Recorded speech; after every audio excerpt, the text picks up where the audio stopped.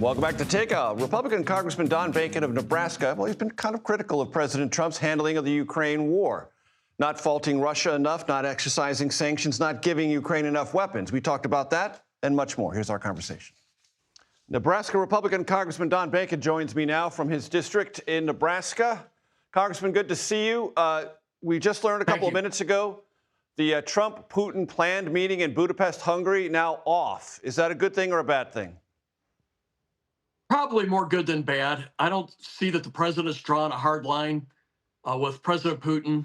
He seems to have a blind spot there, as people say, and Putin seems to out-negotiate him, frankly. I look at a president who's done so well with Iran, Hezbollah, Hamas, Israel, that whole situation, but has done, I think, quite poorly here with Ukraine. That's a victim, a democratic government, free market. They want to be like us.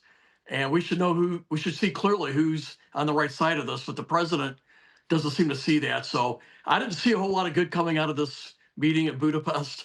And by the way, I think even the location wasn't very neutral. Hungary has not been on Ukraine's side for the EU and a whole lot of other things. So I think this is probably, in the end, more good than bad. Do you think the administration should change its posture? It keeps toying with the idea of giving Tomahawk missiles to the Ukrainians, but it sounds like the president told Zelensky Friday in the White House, not going to happen.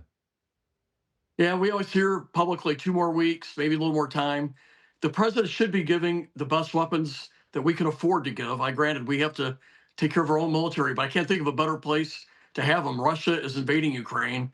If Russia prevails, we're going to lose Moldova, we'll lose Georgia, maybe the Baltics. If you listen to General Petraeus, that's what he says. And so we should try to give the weapons that Ukraine needs to win this war. And we should be doing secondary sanctions against those countries that are propping up Russia's economy. And the president keeps flirting with both, but he doesn't do it. And I think he's communicating weakness, and I would say moral ambiguity on who's at fault here. And it's so, for someone like me, an old Ronald Reagan, old school Republican, it's very disheartening. Congressman, do you accept at face value administration assertions that what's going on off the coast of Venezuela, Colombia, Ecuador is a war against narco-terrorists, and Congress doesn't need to declare it, and whatever the administration says goes? No, he should come to Congress, get approval like we would do, like George Bush did with Afghanistan and Iraq. And this is a continuing operation.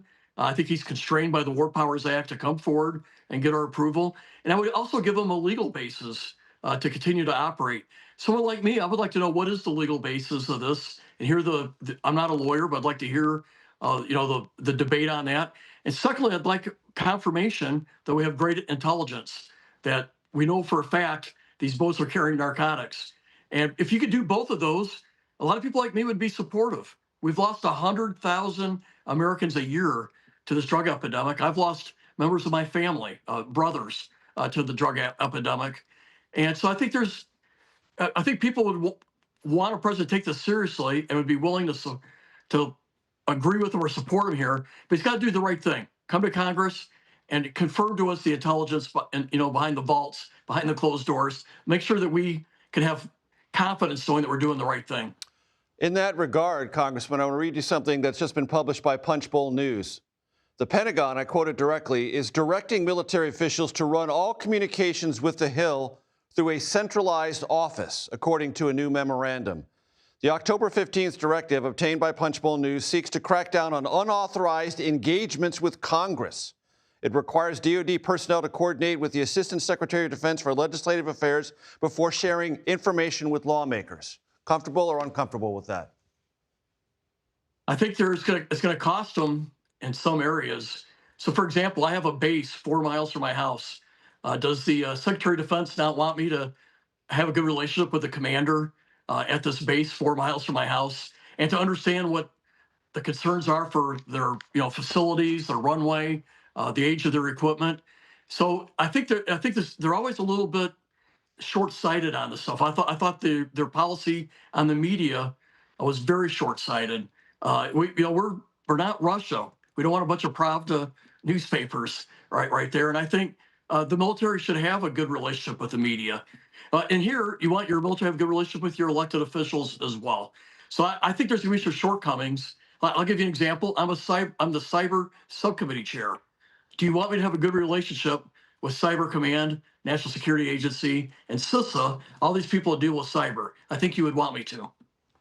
I want to ask you about Argentina and beef and a bailout for that country, a bailout of 20 billion, maybe 40 billion. And the president says he also wants America to buy Argentinian beef to help out that country. That probably doesn't help your farmers in Nebraska, or your ranchers, forgive me, your ranchers in Nebraska. Well, the Nebraskans have a real beef with us, and I've been working on this line on that. Now I've been hearing from farmers and ranchers and elected officials that wouldn't want me to mention their name on the air, but they've been calling me saying this is a terrible policy. As you say, we've propped Argentina's economy up with about $40 billion of money. And then China goes and buys all their soybeans from Argentina, which they used to buy from the United States. So we're already mad. We're already mad in the Midwest. We're in a very tough economic situation, the corn and soybean farmers. Now we're hearing he wants to bring in Argentina beef to undercut the American ranchers. And so, yeah, people are mad over this policy. I've heard about it for the last 48 hours nonstop to the leaders in Nebraska on ranching and farming to elected officials. So I've contacted the White House. I happen to know about 40 of us have in the last 24 hours. Republicans have contacted us saying, hey, this policy is going over like a lead balloon. Don Bacon, Republican from Nebraska. I appreciate the time, sir, as always. Thank you. Thank you.